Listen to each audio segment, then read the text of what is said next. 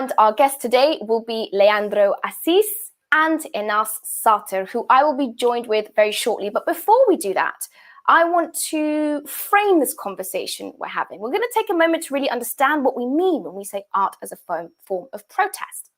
So we started this season of Dear World Live a few weeks ago with an episode focusing on Black Lives Matter protesters and the protests in the United States. You can catch that up at dohadebates.com. Now, artists responded to those protests in a wide variety of ways, both terrified and inspired by what they were seeing. And on the streets where the protesters marched, murals started to appear, paying tribute to the Black victims of police brutality.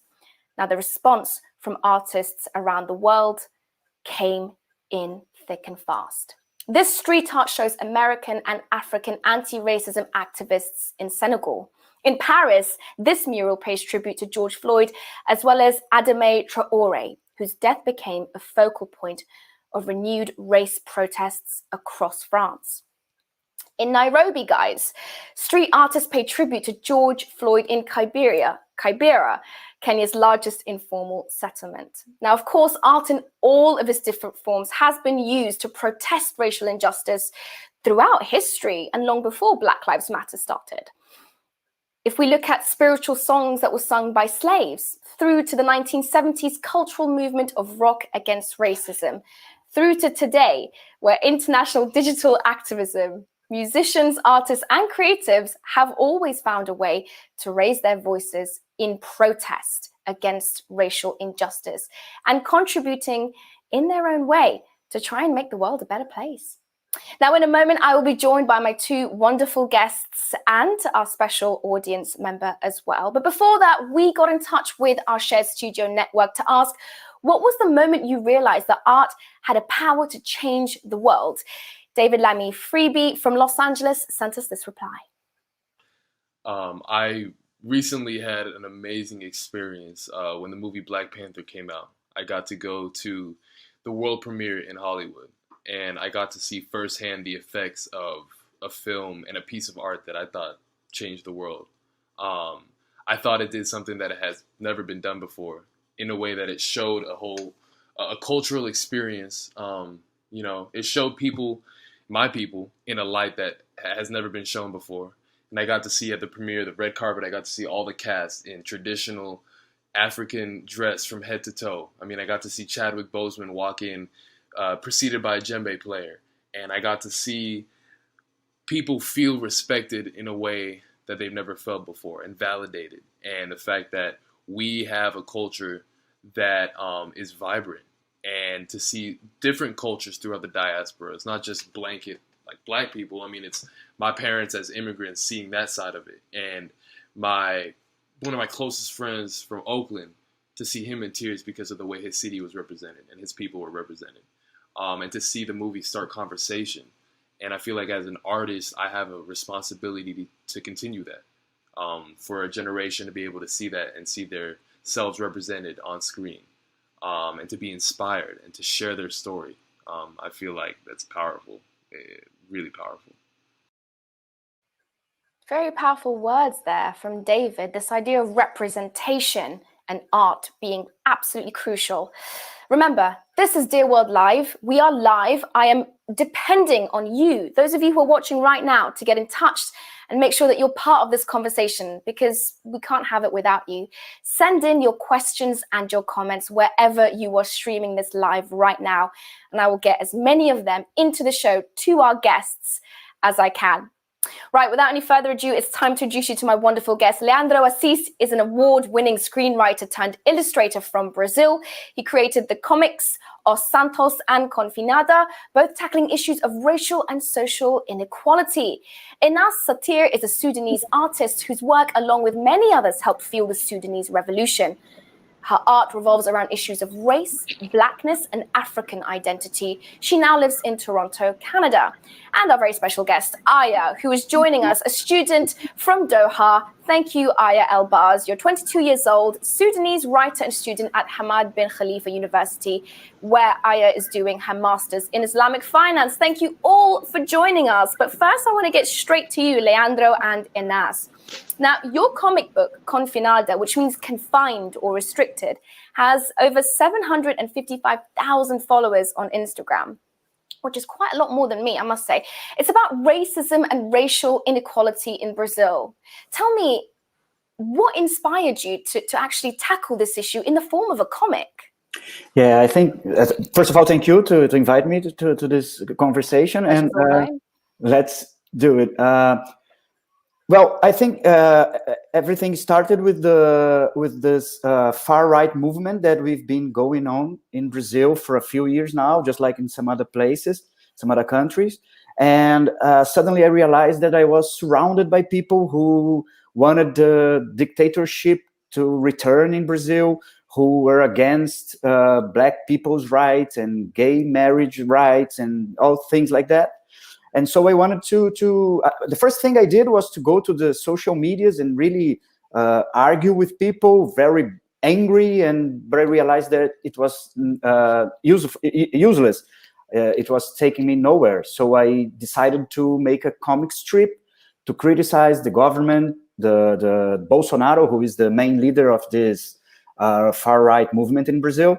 And at first it was a humor comic, but then I also realized that I was missing something. I wanted to talk about kind of people who helped electing Bolsonaro, who voted for Bolsonaro, and they are white, rich people from Rio de Janeiro and São Paulo and big cities.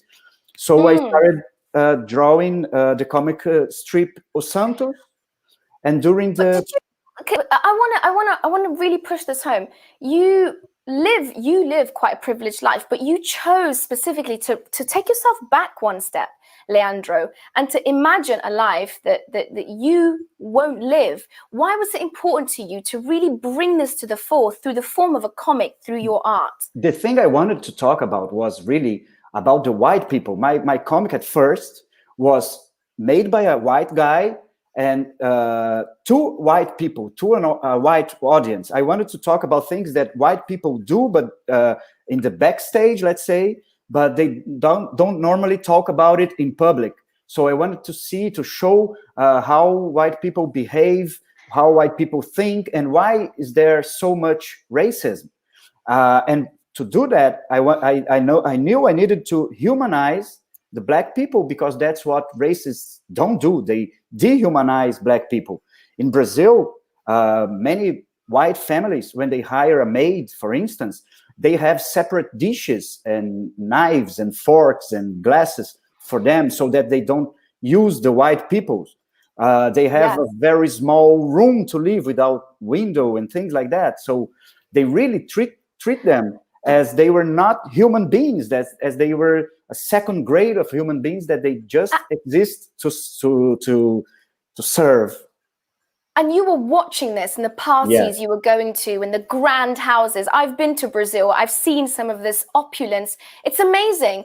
But I love what you're talking about using the comics, using the storytelling method that you have to actually make things visible. And that's going to be really important to our show. But I want to move on a little bit I want to show this one picture that we've shown a couple of times now. I want to focus on it. Why did you decide to tell the story from the point of view of a Black maid that works for a rich digital influencer? It seems really important. And talk me through what we're seeing in this comic strip here. Okay, so that's Confinada, and that's about this very rich white woman who lives in a 1,000 square meter apartment, penthouse in front of the sea, and she is confined with her maid, who has to stay in this small room inside this huge apartment. So it's two women living together, but the white one with all the privilege, but suffering because she can't travel, she can't see her friends, and the maid who actually is suffering, but she has to work. So it's to show the differences between how it's the quarantine for a privileged white rich woman or person, and a Black maid, a Black person, a poor and in the context of the coronavirus, which absolutely dominates our lives, and you've responded to so quickly with your art. The coronavirus means some bodies, some people it's acceptable for them to be outside and do their work, but other bodies are not. I love that. I want to bring in Enas at this point, but before we speak to you, Enas, there you are, my love. I want to show a little bit of the art that you make. Sure.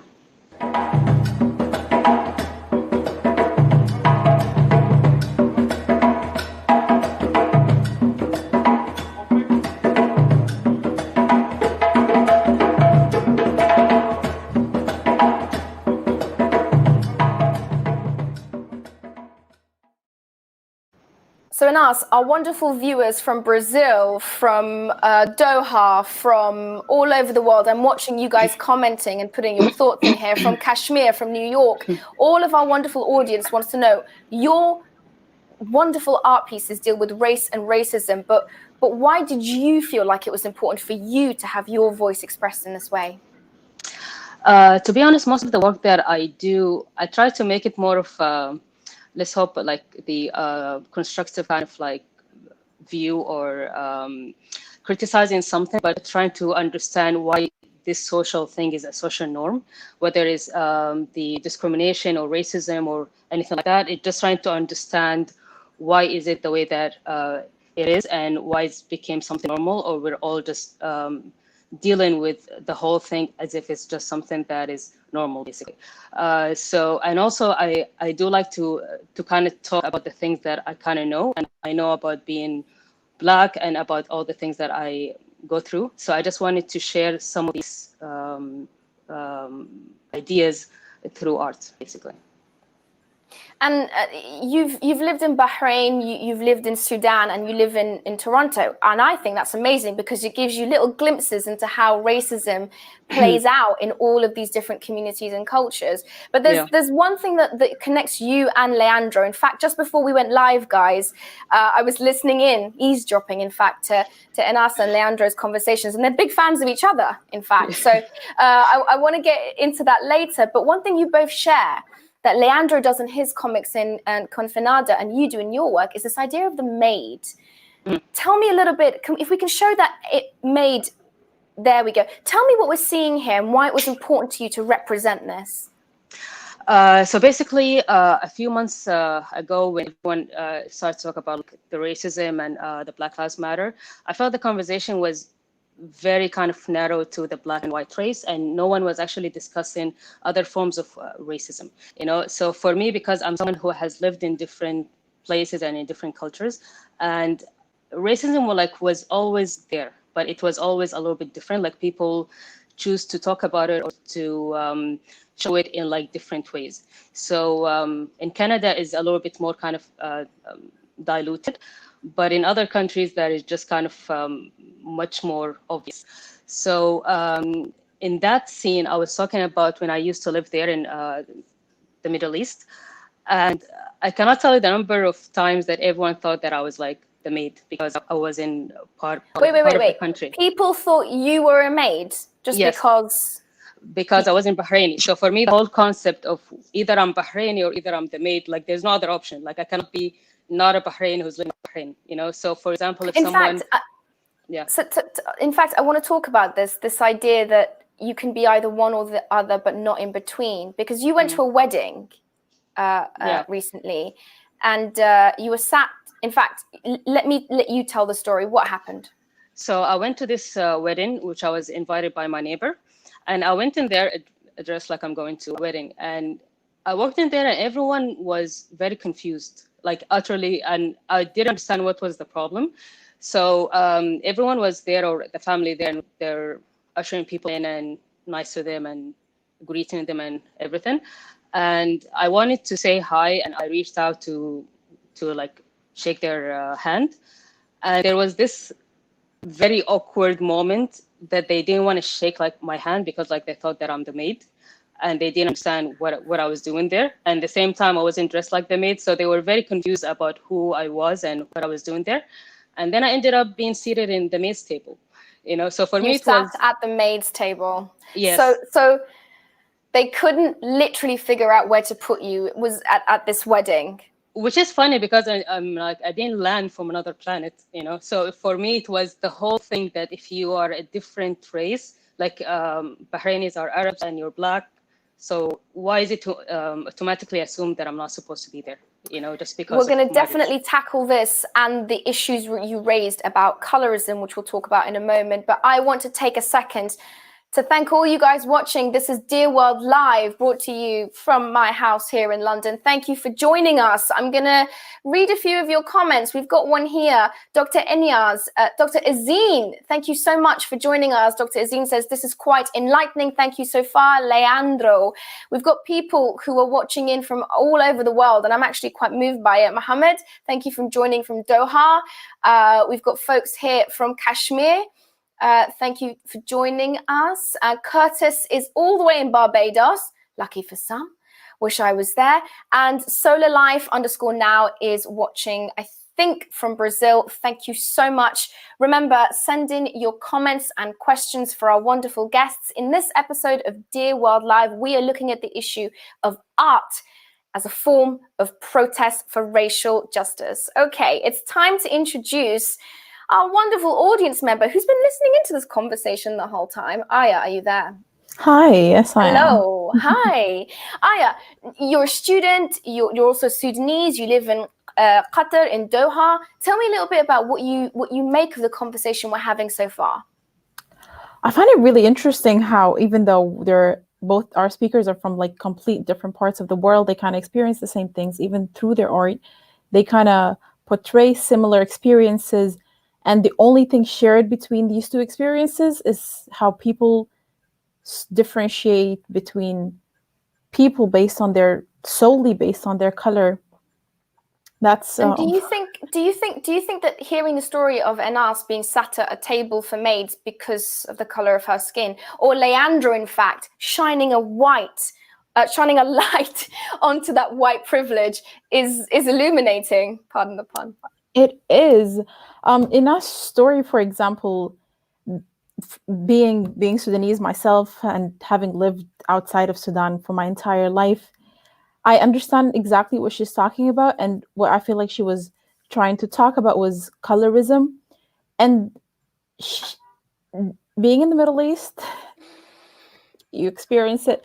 But you know what's surprising? Being in Sudan as well, you experience it. If you're light skinned in Sudan, you're treated different. If you're darker in Sudan, you're treated different. So Aya, I want to take this opportunity to explain something that we've been talking about throughout this show. Colorism is something that not a lot of people understand. Colorism is when within one race, someone who is lighter with certain facial features or characteristics is treated differently to someone who's maybe darker skin and has different features. And that can happen within one race, whether it's black or white or Asian or any other. Colorism is another form of racism. And that's exactly what I want to talk to everyone about. So if we can have all of my guests and Aya involved, thank you so much. You guys have been preempting my script this whole time. I'm so touched and moved. I want to take just a brief second because, Leandro, I'm going to come to you next, but I'm just going to read a comment here from Jamie030. And Jamie says, my daughter tells me that only white girls can be princesses. She's 5. And we've got another comment here from Argentina, Paisajes Propios, I'm sorry if I've mispronounced your name, says, this kind of debate brings hope to humanity's evolution. Thank you from Argentina. Remember, guys, to send in your comments and your questions. I will get to them as soon as I'm done with mine. Leandro, do you want to come in on that, the idea of colorism? Yeah, I just wanted to say something that you said about the colorism in a race, inside a race. You can have that in Brazil, for instance, inside a family. 2 brothers, if one is lighter than the other, he's going to be treated differently, you know. It's amazing, but it does happen in Brazil a lot. I mean, it's part of the racism that goes on in Brazil. So this is the part of the show, guys, where you don't need me to ask questions. You can freely have a discussion amongst yourself. But Aya, I want to come to you first. Do you have a question for our wonderful guests, maybe to address? I was actually very interested in like the different platforms you guys use to showcase your art and protest through it. What did you find useful? Just because I want other artists to try to utilize the same platforms. Instagram, I would say.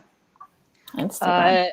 Because it's a very visual tool. Like it's a very big focus on the visuals. That's why I feel like photography accounts, art accounts, anything that is visual will flourish on IG more than other accounts, and when it attracts your attention, then you read the caption. But it's very visually based. That's why I feel like most artists use it as their unofficial kind of website. So yeah, or at least this is what I use. That's the same with me, and I think there is less discussion, more image, more ideas, more. For me, it's a better platform, for sure. I wonder if we can talk a little bit about, guys, this idea of the corporate commodification of art. Now, you guys are amazing because you share your creations, and hopefully you can sell your art and make some money out of it. But there's this corporate sentimentality, especially when it came to the Black Lives Matter movement that I saw, that was slightly cringeworthy. Do you guys know what I mean? Are you talking about the tokenism of the Black artists? That's exactly right. Yeah, like quite a bit of tokenism, actually. Actually, I don't want to be kind of taking like the horror kind of discussion, but this is the reason why I disappeared of social media since July, because all of the things were more like the tokenism, basically. Like people want to show support for the Black artists, not because the Black artist is important, it's because they want to seem like they care about the Black artists, you know? So a lot of the things were like, and you sense it just like any person would sense marketing, like you can sell it, you know? So sometimes when you feel like the person, the questions, the whole format of the whole thing does not show real interest or genuine interest. So you're just wondering if what you do even matters, or is it like putting us on the surface so people feel better about not representing us before. Well, is it though? But Enas, is it? Do you feel like that in 2020? Is the support of Black artists and Black art created by communities of color? Is it just tokenism? Do you feel that? I do feel it, but I think I'm gonna have to wait until the Black Lives Matter until next year and see if are we still gonna be represented, or are we just gonna be in this 5 minutes? You know, so I'm just gonna wait until we are not part of an agenda and see if we're still gonna be visible. Perfect, you say, Leandro. Yeah, that's it. I mean, that's it. Yeah, I agree. Please. No. After you. I've just got a question here that I want to come to, but after you. No, it's okay. You can go, please. Let's go to Teslim then. Teslim Sani is, in fact, a student of art from Virginia Commonwealth University School of Arts in Qatar. And Teslim says, is our definition of art in activism confused with propaganda? What is the difference and how does this play out in art? Could effective political art actually be considered propaganda? Who wants to take this one on? That's a big question. I feel like you need an hour, but you can have 3 minutes. Go on, Leandro. Yeah, normally I am afraid of that. I try not to be confused with propaganda. So that's maybe why I decided to make a series instead of just illustrations. I don't know. I think about it a little bit, but in the same time, sometimes I think that it doesn't matter. In the end, I have something that I want to say, and if people get confused with that, that's their problem. That's something that they have to deal with it. I must express myself, and I want to talk about this subject, so this issue. So appreciate that. Okay, I want to take a moment perhaps to get you guys' opinion, and I'm going to come to you last about this idea of universality. I mean, Aya mentioned it perfectly when she said, Leandro, you in your corner of the earth, Enas, you in your corner of the earth, you came to the same issues and you used your art and your ability to express yourself to try and get that across. Do you feel any solidarity with what people in France, Senegal, Iraq, Afghanistan, where I'm from, where all of us are going through? Because there's a lot of solidarity with you guys in the comments section, and I'll get to your questions, guys, but I wanted to understand this idea of solidarity within the artist community. I can't start answering. So the idea of that, to be honest, it just stems, at least kind of for my perspective, is that I feel like we're always focused on what makes us different, you know? Like I do something different, I have a different background, Assis has a different background, but actually we are much more similar than what we think. And what I do kind of proves that kind of to me. Like if most of the art that I do is very specific to Sudan, and I always felt that the only people who can relate are people who are Sudanese and Black and a woman. But anybody else are going to think that they cannot relate. And I'm always proven to be kind of mistaken, because the people who reach out to me, or the people who identify with whatever that I said or illustrated, they're the people, like, for example, a white woman from Germany completely kind of identifying with one of those scenes, you know, because racism, it is against races, but it's discrimination, and people face it every single day, you know, for many different reasons. Leandro, Aya, do you want to come in on that very quickly? We are running out. Yeah, when I look at Ena's work, it's unique and beautiful, but when you pay attention, you see that it's similar to what I know. I mean, I'm not Sudanese, I don't know the reality, but when I look at it, I understand it very fast, because it's there is something common, unfortunately, because it's racism. Aya, I want to come to you as a Sudanese, if you identify Sudanese, as a Sudanese student in Doha. You saw the revolution that was happening in Sudan, and I just wonder, for people like me and you who want to be able to contribute, who want to be able to participate in what the artists that we follow are doing, how can we do so? How did you get involved in trying to amplify those voices? And a more important question, was art how you managed to enter the space of debate and discussion when it comes to racial injustice in 2020? Definitely. I just want to say something to Enas before I start answering your question. I feel like your art and Black art in general matters way before this Black Lives Matter wave came, and it will matter long after it dies off. And it is a forever. It's art. It's forever. It's your way of protest, and it will matter. And Assis as well. Thank you for putting out your perspective, and it's important and it matters. And thank you guys. It felt those artists, like them, were my outlets during the revolution. I wasn't on the ground. It saddened me. It made me feel like I wasn't contributing to my country, but luckily enough, I was being mentored by Safiya Al-Hilu, who is an amazing Sudanese poet. She, through that mentoring, I kind of had it was kind of my outlet. Listening to Sudanese artists was my outlet. Painting pictures in the middle of the night with my friends who are painters, and I'm not, I would just sit there and help them, was an outlet. Art, in its essence, is protest. It's your soul speaking to the world. And what better way to protest, to be honest? I never thought I'd hear such eloquent words from a finance student about art, but here I stand. You took my breath away there. Very, very impressed with you. Isn't she an impressive young lady, guys? Absolutely. Very much. Okay. Let's take a breath. Those of you who are watching Dear World Live, thank you. We're talking about art as protest. Curtis, Perla, Dr. Azine, I'm getting to your questions. But first, I just want to reframe this conversation we're having and add another layer to it. So a recent study conducted by Williams College found that amongst 18 major United States museums, 85% of artists featured were white and 87% were men. African-American artists had the lowest share with 1.2%.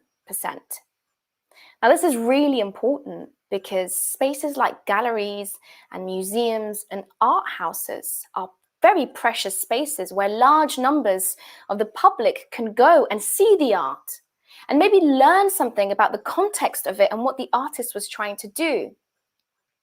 And there's real power in that.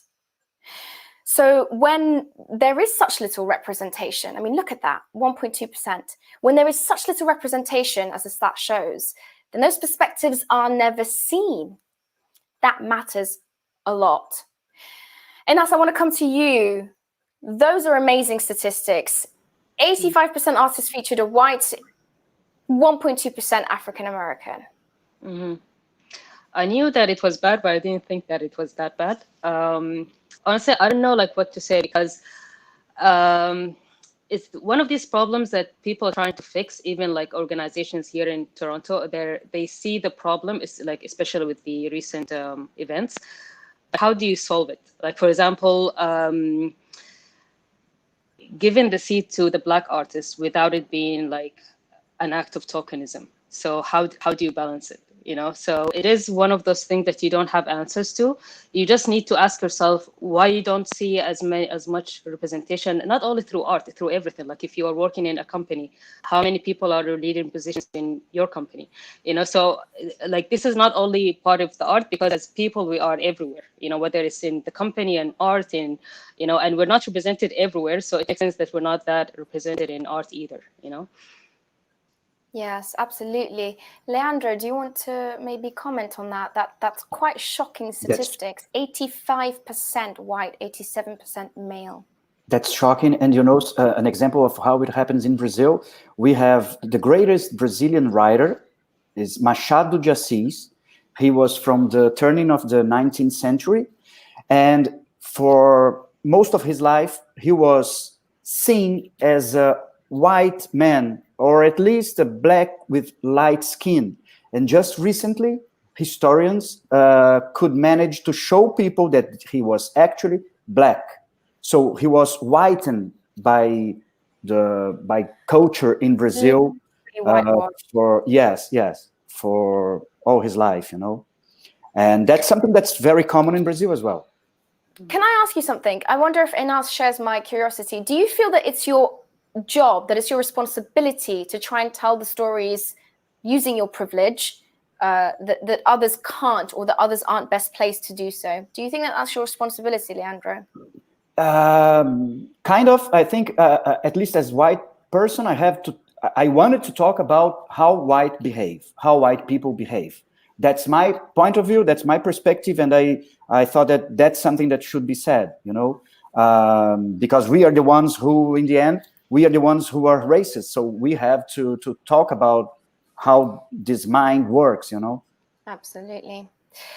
Okay, for those of you who are watching, this is Dear World Live. Today we are talking about art as a form of protest for racial justice in this very tricky time that we live in right now. There is so much conversation that we've had and a few more to get to, but now it's time for you guys to get involved. Remember, you can write your comments about what you're hearing, your hot takes, your suggestions, and your questions. Just write it in the comment bar, wherever you're watching, and I will get to your questions right now. You've only got a few moments. Remember, we are at Doha Debates. Use the hashtag #DearWorldLive so I can read it and find it more easier. To answer your question, Tijan, yes, we're talking about art in general, song, poetry, visual arts, comics, anything of that sort. The first question I want to come to is in fact by Curtis, and Curtis Greaves is in Barbados. Hello, Curtis. Curtis asks, I was looking at the art from Enas and noticed a reference to bleaching cream. In Barbados, this is which is majority black, bleaching cream is very popular.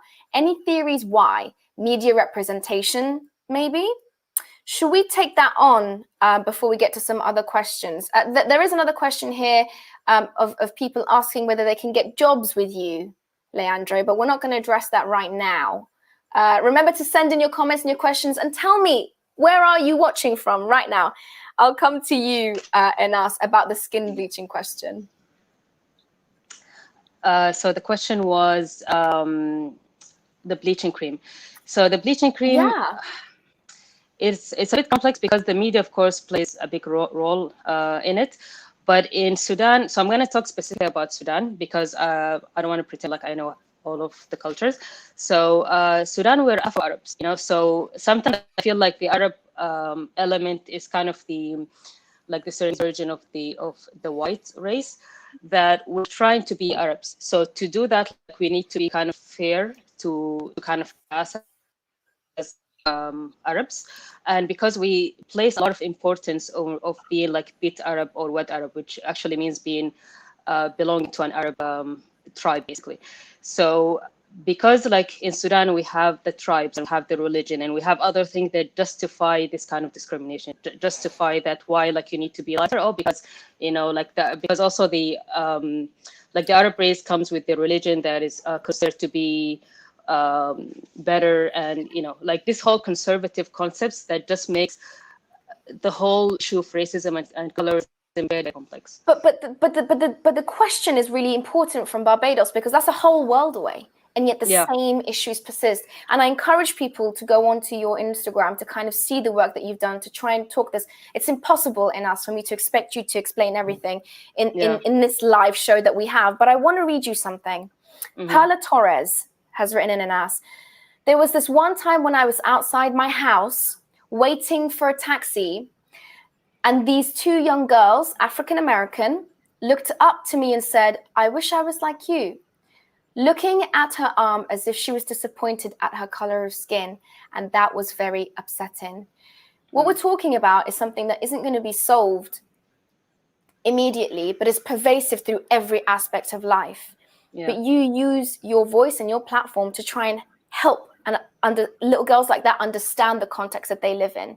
Is it important to you to do that, to try and change these little girls' minds? It is definitely, because now I'm like 35, and my younger self really suffered and was in the same place of these girls. Because when you're living somewhere and everybody, and not like only like the strangers, actually like your family members and people who are close to you, you feel like they cannot accept you like this. Like you need to do something to fix this problem, you know. And this is where the issue is, when people you don't care about tell you to change something, you might not care that much. But the problem is that this pressure comes from the families. They come from the people who are closest to you, you know. And especially as a younger person, you're already trying to figure out life, you know, and to figure out what you feel about yourself. Go ahead. Absolutely. So if I can have everyone on this back on my lovely screen. Where is everybody? There you all are. Wonderful. Now, over the last 30 minutes or so, we've been talking about artist protest in its many different forms. But now it's time for our wonderful audience, guys, the people who are watching us live right now, to maybe take away something from this discussion. Maybe find a small way that they can be part of the solution. So my question to each of you, and we're really running out of time here, is what can people at home do to help? How can they support artists and their art? Enas, let me get your brief answer. The brief answer is just watch more and read more and try to investigate stuff, and don't believe everything you read or say. Like even if someone that you admire says something, always go and investigate. I love that. Critical thinking. Leandro, quickly to you. Yeah, I think people have to read more from Black people, buy more art from Black people. And I want even to say hello to Trisila Oliveira, who writes Confinada em Dos Santos with me, all right? Oh, there we go. She's amazing as well, and your partner in crime when it comes to making Confinada. Very quickly to you, Aya. This has been an illuminating idea. Are you going to go out and read more and consume more art, as we've been directed to do by our wonderful guests? Yes, of course. It matters, and it's an important inlet and outlet for a lot of things in life. And read more and watch more. Yes, we've got homework to do, you and me. Okay, if I can just have my wonderful guests, it is time to nearly say goodbye to you. But if people want to get in touch with you and see your work, those of you who are watching right now, if you want to see what these guys are doing, you can see their social handles right there at Leandro Assis Ilustra and at Enas.Satir. Okay, can we get Aya back on? Guys, I've learned so much in the last half an hour or so, but it's nearly time to say goodbye. So from everybody, can we get a wave and a goodbye? Thank you so much for being part of this discussion. I will see you guys soon. Bye, everyone. Don't you go away. I'm not done with you. Those of you who are watching, thank you for watching. This has genuinely been an interesting and insightful episode. But here at Doha Debates, we thought we could do something. And we want to get you and your art as many eyeballs as possible. We will, if you want to, share your art on our Twitter account. All you have to do is tag us at Doha Debates into the artwork that you've created. Remember, the art has to be specifically about racial justice. Art about racial justice. And we will share as many of them as we can. If it's not your work of art, if it's somebody else's, just tag us anyway, and we'll try and share those with the 1 million people that are subscribed to our Twitter. Remember, it's at Doha Debates. Okay, that is all from the show today. But don't worry, there's plenty of Dear World Live coming up, because on Wednesday I've got another one for you. It's this one. It's all about how to be a good ally in the fight for racial justice. How can we be good allies in the fight for racial justice? That episode coming to you on Wednesday.